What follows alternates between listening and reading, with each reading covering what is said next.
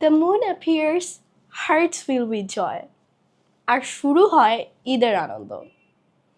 After a month of fasting, Muslims celebrate victory. আর এটি Eid উল-ফিতর. Muslims celebrate two major Eids every year.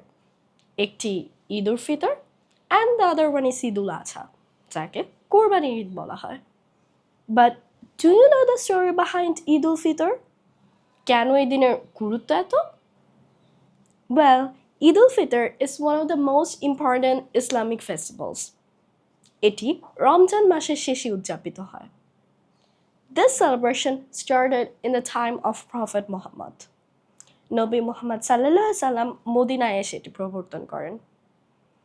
After 1 month of fasting in Ramadan, Muslims celebrate gratitude. আল্লাহর প্রতি কৃতজ্ঞতা প্রকাশ করে. Now, Eid means festival or happiness, and Fitr means breaking the fast. So, Eid al-Fitr means the festival of breaking the fast. রোজা শেষ করার আনন্দের দিন. Eid celebrates the success of fasting and patience. এটি আত্মসংযমের বিজয়কে স্মরণ করায়.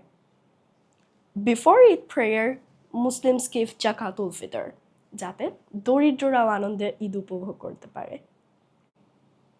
So, Eid teaches gratitude, generosity, and unity. আমাদের দানশীলতা ও কৃতজ্ঞতা শেখায়. It reminds us to share happiness with everyone. সবাইকে সাথে নিয়ে আনন্দ উপভোগ করতে শেখায়. So, Eid is not only celebration, এটি হৃদয়ের পবিত্রতার উৎসব. True happiness comes from sharing and kindness. ভালোবাসা ও দানের মধ্যেই আসল আনন্দ আসে. Celebrate Eid with faith and gratitude. এবং ছড়িয়ে দাও শান্তি ও ভালোবাসা.